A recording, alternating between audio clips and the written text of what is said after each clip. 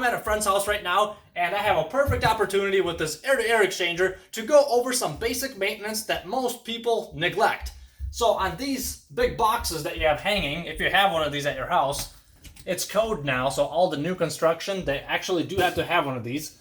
You do need to clean the filters every month or so, because if you don't, your motors can burn out. And they are pretty expensive. They're usually anywhere from $500 to $800. So these little motors, or big motors, depending on the size of your box, they're not cheap. These two sponge-looking things, the filters, they do need to be cleaned. So here's an example. This is actually not too bad. I see much worse, where it's completely caked. The dirtier this is, then of course the higher your chance of the motor burning out. So don't forget to vacuum this or wash it and then let it dry out and then stick it back in. Both of them. And then this whole entire core also slides out. See how it slides out? I'm not going to take it out all the way, but it's basically a bunch of fins here. This is washable. You don't need to clean it as often. I mean, you could probably get away with not cleaning it at all for a couple of years. But if you did want to clean it, usually the instructions on how to clean it, the HRV maintenance routine, are right on the thing itself. There's a sticker that tells you what you need to do, how you need to soak it and wash it and whatnot. And also, if your door is hinged on the top, it's kind of inconvenient because you're trying to prop it up as you're taking these filters out. Just so you know, the door does slide out. So if you push it to the left or right, depending on how your setup is, you can just hit it a little bit like this. The whole door just comes right off. So if your door is hinged on the top over there, the hinges are over here, you can take it off and that will make your life much easier. There's also a door switch over here, just so you know.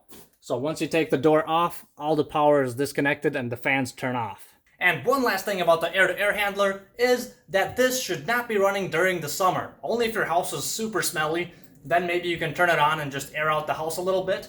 But during the summer, this thing is pulling fresh air in from outdoors. So if your air conditioner is trying to get humidity out, this thing is bringing humid air back in, causing your air conditioner to work twice as hard, which ramps up your electric bill. So during the winter, you can leave it on all the time, but during the summer, you can either just pull the plug, disconnect it, turn the little power switch off on the box itself. This one is on top, so I can't show you. Or there's usually a control. His is right over here.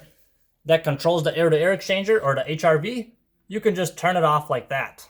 During the summer, off. During the winter, on. And while I'm here, he also asked me about the humidifier. What should it be set to during the summer? And same thing with the humidifier. This thing is adding humidity, and you don't want humidity in the summer. The air conditioner is trying to get rid of it. During the summer, the humidifier is off. So you go to your humidifier control, which is typically going to be mounted on your ductwork somewhere, and you turn it to the off position.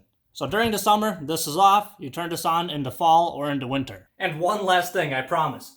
See these ducts? 2 of them go outside, and 1 of them is an intake. So let's go outside and I'll just show you real quick something that I want to show you. If you have an air-to-air exchanger, walk around the house and look for some hoods like this. They're usually going to be metal. And if you look inside, they have screens. Actually, look at that. They even labeled this one. It says intake. Amazing. Usually they're not labeled like that. That was very nice of whoever did this. So this is the intake, sucking air in. This is the exhaust. But you know what's funny? It kind of feels like this one's sucking in and this one's blowing out.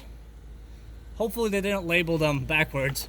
But anyway, what I want to show you is that during the summer, as you mow your grass and there's dust flying around and all kinds of junk, this screen will get dirty and plugged up.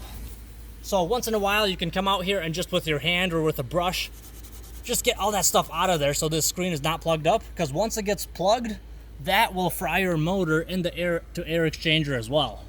And one word of warning, sometimes wasps like to build a nest right in the corner up on top. So before you stick your hand in there, look and make sure that there's no nests in there of bees or wasps. So if you keep your HRV filters inside clean and you clean the intake outside regularly, you should have absolutely no problems with those motors. Thank you so much for watching this video. If you have any other maintenance tips about a humidifier or air-to-air exchanger, please let us know in the comments below. If you found this video helpful, don't forget to mash that like button on the way out, and I'll see you next time.